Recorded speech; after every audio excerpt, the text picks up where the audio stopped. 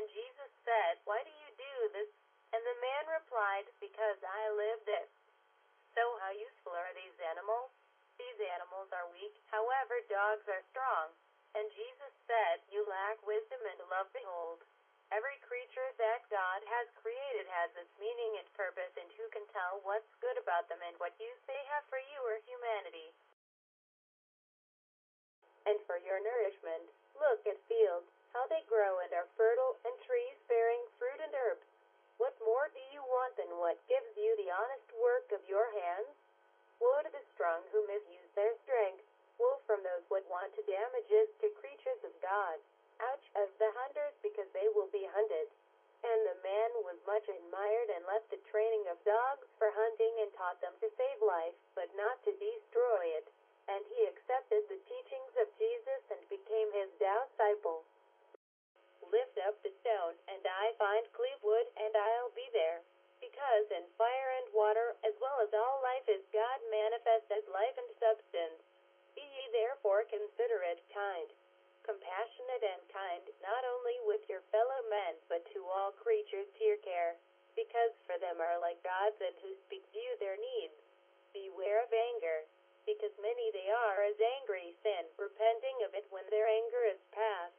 There was a man with a withered hand who came to Jesus and said, "Lord, I was a bricklayer and earned my living with my hands. I beg you to give me back health so that there is not begging shamefully for my bread. There is a house that has not been built with hands." And Jesus healed him and said, "You also seek to dwell in it." Quote. And turning to his disciples and said confidentially, "Blessed are the eyes that see what you see, for I tell you that many prophets and kings wanted to see what you see and have not seen, and wanted to hear what you hear, and they not heard them. Blessed are you who hear my word, which the mysteries are revealed, you who do not try to kill any innocent creature, but seek the good in everything, because such belongs eternal life. Blessed be those who abstain from all obtained with bloodshed and death, and to practice law and justice. Blessed are they, for you shall obtain bliss." And seeing the crowd coming toward him, Jesus told his disciples, "For the sick I am sick, for those who suffer hungry I have hungry, for those who suffer thirst I have thirst." He also said, "I have come to end the sacrifices and feasts of blood. If you do not cease to sacrifice and eat flesh and blood of animals, the wrath of God will not cease to come upon you. As in the desert came on their parents, who they wanted the flesh, they were filled with rot and were destroyed by pests.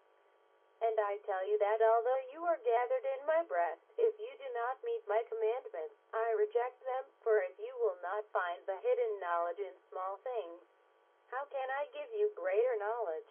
Whoever is faithful in the smallest will also be faithful in a big way, and whoever is unjust in the smallest will also be dishonest in great.